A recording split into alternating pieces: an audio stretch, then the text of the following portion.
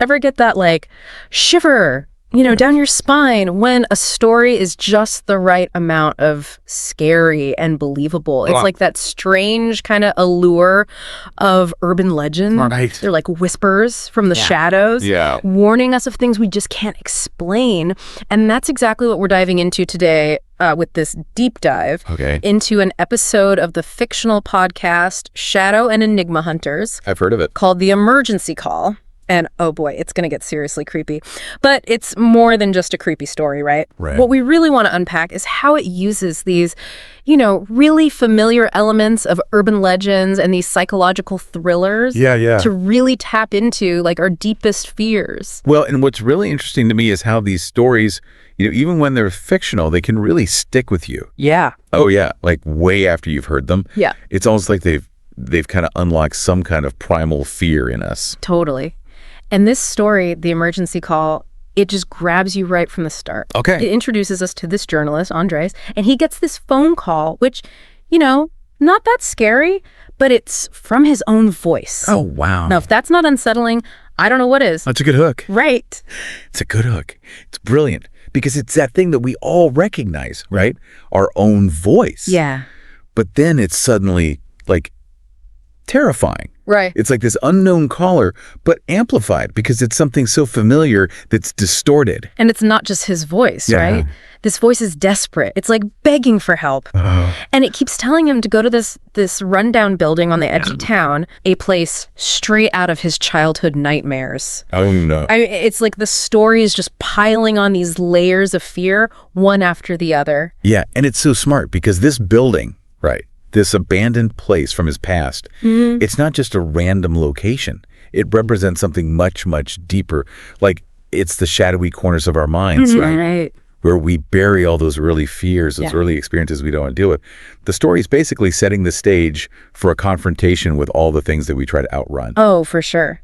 And speaking of this building, it is described as just like oppressive, sealed windows, this constant feeling like you're being watched. Oh, I like that. Even the shadows, right? They're like writhing, twisting. Yeah. Have you ever noticed how, like, settings in horror often become characters themselves? Oh, totally. It's like the environment is just like another extension of what's going on in the main character's head. Totally. The building is just a reflection of Andres, right? Yeah.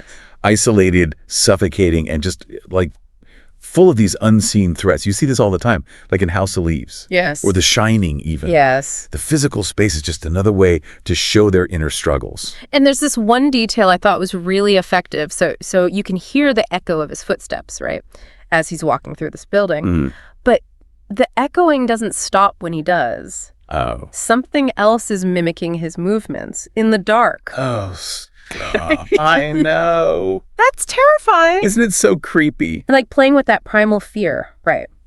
The unknown. It's not what you can see, it's what you can't see that gets you. Exactly. It's like that lingering dread, that feeling of being hunted. Yeah. And just when you think it can't get any worse, Andres finds he stumbles on this group of people. Okay. Just trapped inside. It's like the story takes this sharp turn into something even more unsettling. Oh, gosh. See, and that's what's so creepy about this, right? Yeah. It's like, suddenly, it's not just one person's paranoia. Right. It's like you see other people dealing with this, and it validates Andres's fear, but it also, like, raises the stakes for everyone. Exactly. Like in the Twilight Zone, right? Or even A Quiet Place where they're not alone. And that's almost comforting, even though it's still terrifying. Right. But this is a twisted urban legend, right? So it's not really about finding comfort in numbers here. It turns out every single person trapped in this building got the same call. Oh, no. From their own voice. Wow. Luring them to this place. That right there is such a good hook. I know. Because it's not random, right? Right. Someone or something is orchestrating this whole terrifying game. Yeah. And they know these people's deepest fears. And if we're talking about a well-crafted game of fear, the emergency call does not disappoint. Oh, really? Oh, yeah. It's, they quickly realize they're caught in this twisted game, having to face their deepest fears, their darkest secrets, through these, like, riddles designed to break them. Oh, man. And it doesn't let up on the psychological torment either. Like it mentions how even the walls seem to be whispering like their anxieties, you know? Yeah. Like the building itself is feeding off of their fear. It's using their own like inner struggles against them. Right. Like we are our own worst enemies sometimes, literally, in this story. It's giving me chills. But it makes you wonder, how do you escape a nightmare when the nightmare is you? That's the question, right? Yeah. And this story, it offers this really interesting answer to that with a very specific scene. So Andres, he finds himself staring into this room. Okay. Full of shattered mirrors. Okay. But they're not just any reflections, right? Yes. It's all these broken, fragmented images of his past mistakes, his regrets, everything he's tried to bury. Oh, that's so good. See, this is where it goes beyond just a haunted house story. Right. This is like deep into the human psyche. Think about the shattered mirror, right? Yeah. It's a fractured sense of self. Yeah. It's a distorted view of his identity. He's not just facing like demons or ghosts. He's facing himself, the broken pieces of who he is. That is terrifying. The story is saying the real terror is in the parts of ourselves that we hide. And it's true, right? It's so much easier to just run from the past.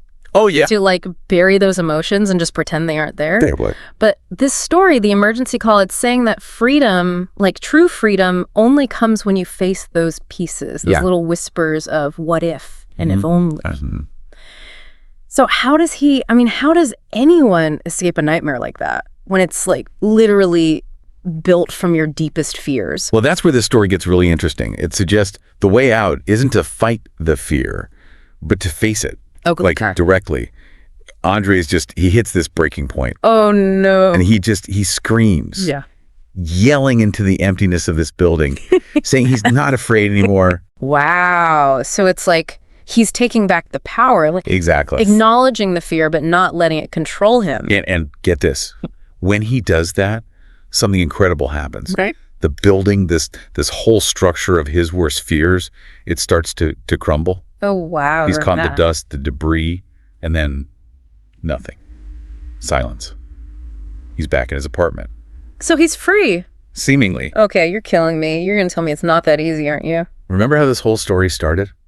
That phone call? That eerie phone call. His voice. There is no exit.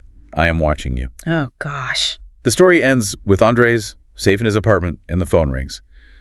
But this time, it's not his voice on the other end. It's a stranger. Desperate, begging for help. Oh, no. The cycle continues. See, that's the really unsettling part. It's like confronting our fears. It's not a one-time thing. It's a constant battle. So what does this all mean for someone listening? Like, what can we actually take away from this? I think the emergency call, it's this really powerful reminder that our fears, yeah, they're scary, but they can also be, powerful motivators. Okay. They can paralyze us, trap us in these loops of self-doubt, or we can use them. Face our demons, come out stronger on the other side. That's like that old saying, right? The only way out is through. Exactly. And sometimes the scariest thing we can do is turn around and face those shadows head on. And sometimes the scariest things are the things we hide from ourselves. Oh, for sure. That's going to do it for this deep dive. Big thanks to you for diving into this creepy tale with us. Always a pleasure. Thanks for having me.